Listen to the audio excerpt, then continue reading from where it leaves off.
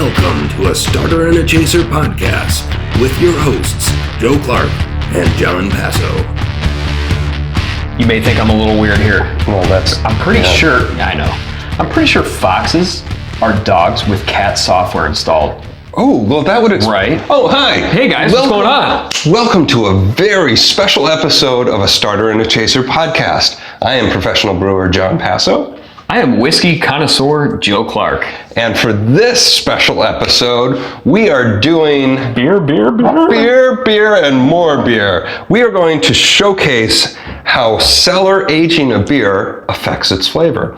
We have from Bell's Brewing Company in Kalamazoo, Michigan, Expedition Stout and Expedition Stout. The difference between the two of these is this one's 2019, newest vintage. Wow. This one's 2015, Ooh la la. cellar aged. Now, we have done the robot. Is that what that was? It was. Okay, we have done the robot, and we have reviewed Bell's Brewing Company in the past. You can check that link out in the descriptions below, and while you're checking that out, hit the subscribe button. Bell's Brewing Company was started by Larry Bell in 1983 in Kalamazoo, Michigan, as a homebrew supply store. And then 2 years later, in 1985, he started a production facility for brewing beer. Nice. Now, Expedition Stout is their yearly it's easy for me to say, yearly release special Imperial Stout. It is 10.5% ABV, and it's actually one of the earliest examples of a Russian Imperial Stout in America. Russian Imperial Stouts used to be brewed predominantly in England, where they started for the czars of Russia that would come over and visit. But America, took a while for that trend to come, and Bell's Brewing Company is one of the first examples of that.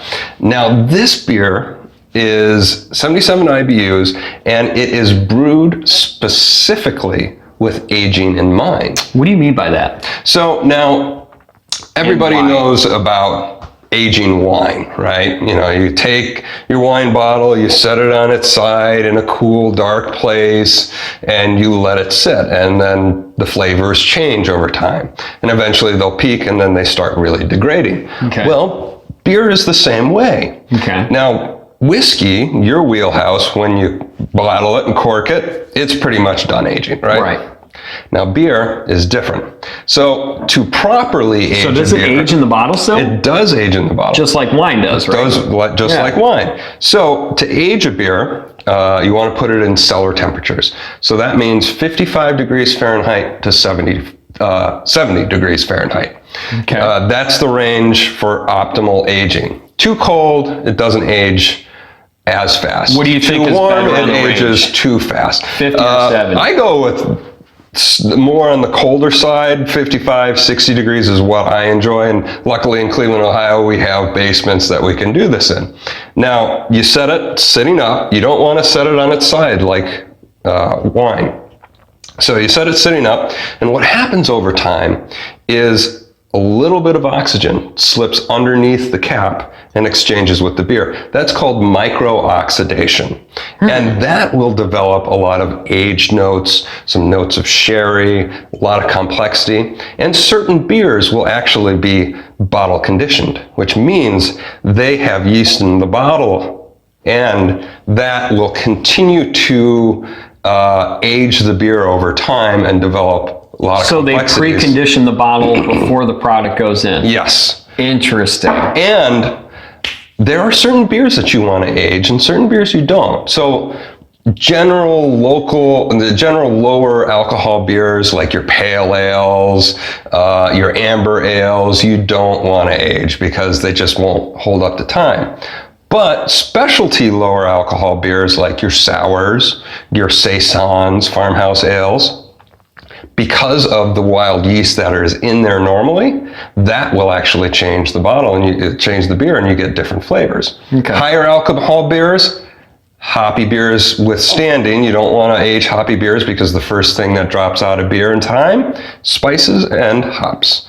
So you'll get left with an unbalanced beer. But higher alcohol beers like your barley wines, your imperial stouts, those are ideal candidates for aging. And that's what Bell's has done here with their Expedition Stout. It is brewed very bold and aggressive so that it stands up to the test of time. So we are going to crack these open for you guys and do a side-by-side vertical tasting to see how they have aged.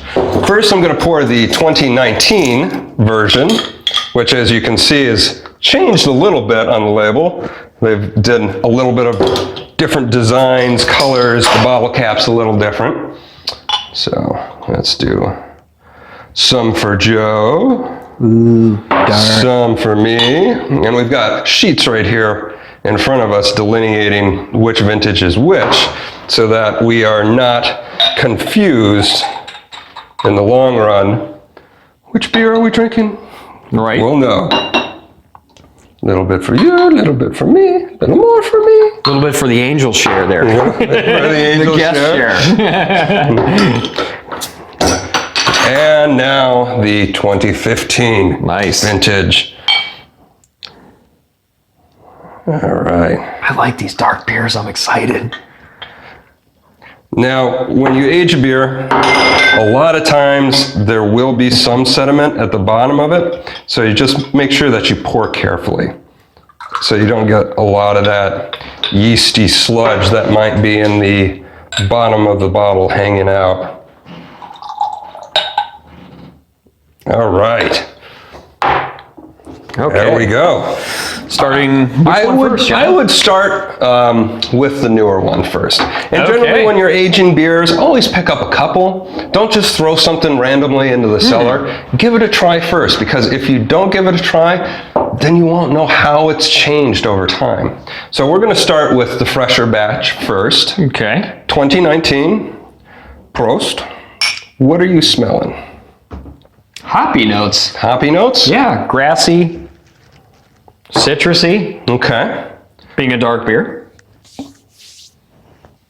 Little, maybe tiny hint of chocolate notes to it, but it's very hoppy and citrusy on this one. Once again, 77 IBUs. So for imperial stouts, that Yeah. can be acceptable, but keep in mind this has been brewed to age. So that is going to be very aggressive up front on all fronts, the roast, the hops, because as that ages, that's going to die down.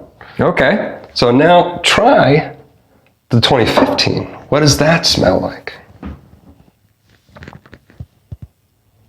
Coffee, chocolate, So not as much hops? malty, Okay. That's, zero hops. There you Nothing. go. There's nothing there. Not even remotely close to 2019 from 2015. Now that's only 4 years difference. Yeah, it's definitely the chocolatey coffee. Oh man, getting a little something else in there. Kind of getting like a baker's chocolate, a little milk chocolate in there. Interesting. Yeah. Okay. Yeah, totally different. The other one's a little more bitter and more hoppier hop on the forward. nose. Yeah, yeah, for sure. So now already, just based off of the nose alone, we've Yeah. seen how Incredible. the flavors have changed. Yeah. Now we drink. 2019.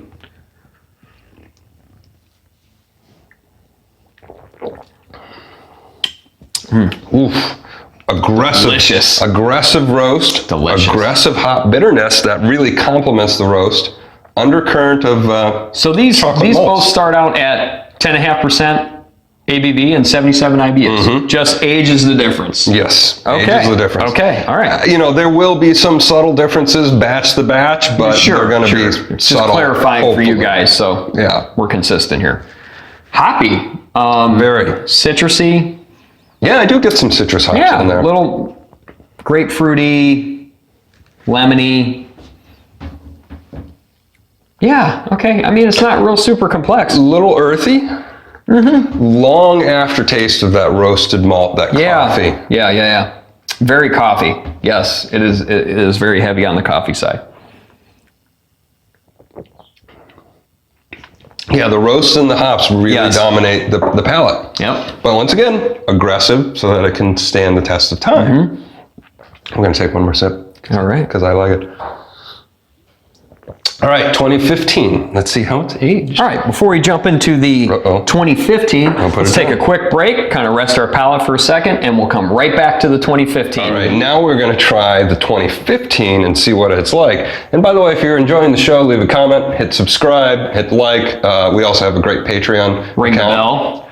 So check those out. Now, 2015, this is the aged version, 4 years This is when old. I pull the chocolate on. Oh, yeah, totally different product.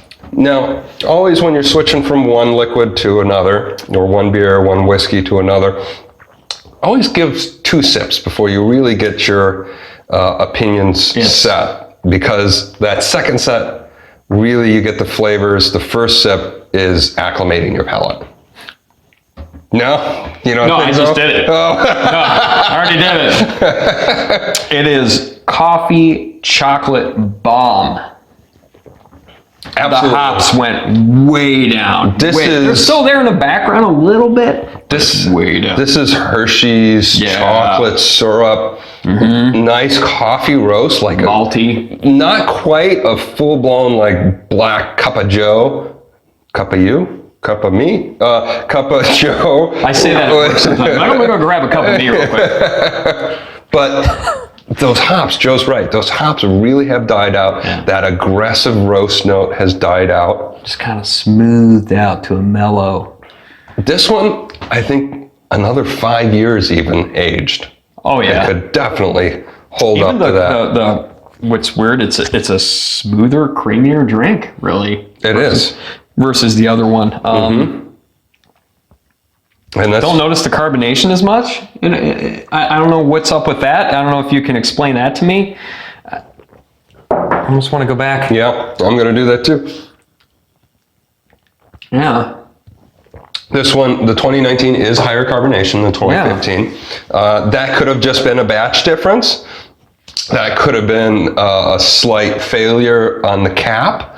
Okay. Could have been how this was stored. Maybe the aging process when the air is exchanged? Generally, a lot of the times the carbonation won't really change that much unless you have the yeast in there. Like I was saying, a lot of the wild yeast, the saisons, the carbonation will increase because the yeast is still active to a slight extent in producing CO2. So if anything, carbonation would go up in those instances, but this doesn't have the wild yeast. This doesn't have, it's not on the lees. So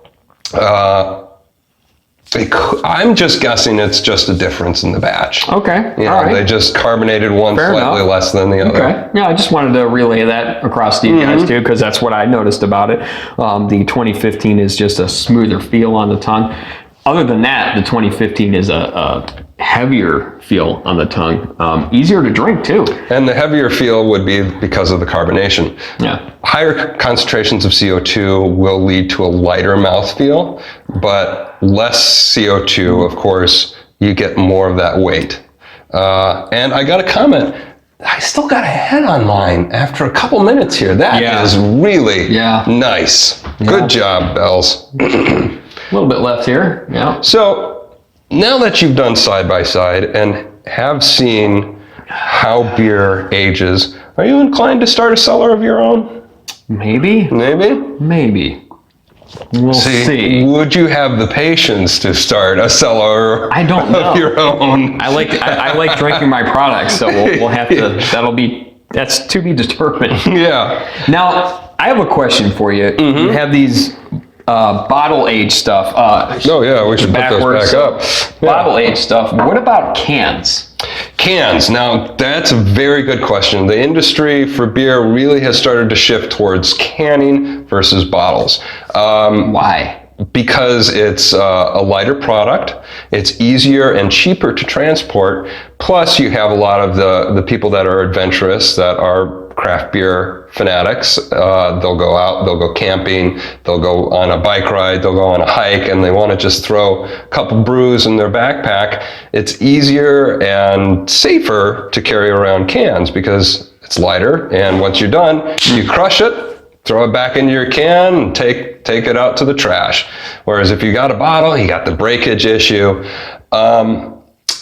For aging, that's another story.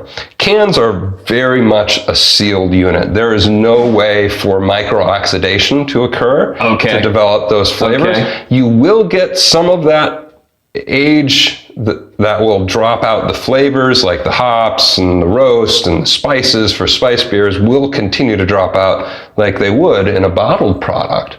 But you don't get those cool micro-oxidation notes that you would in a bottle versus a can. Okay. So I'm not saying that don't age your cans. I am aging my cans currently, and I'm seeing what happens. There's also a slight concern, and this just might be me, of the BPA liners that are in the cans possibly leaching chemicals out over time. Wow. Okay. Which you don't, there's no BPA lining in the bottle. Right. Okay. That just might be my paranoia and my hippiness coming out, but that is a concern that I would have about aging cans. Okay. So, yeah. Cool. This is a great episode. This is very informative. The same product, 2019 to 2015. 4-year difference. Flavors are totally different.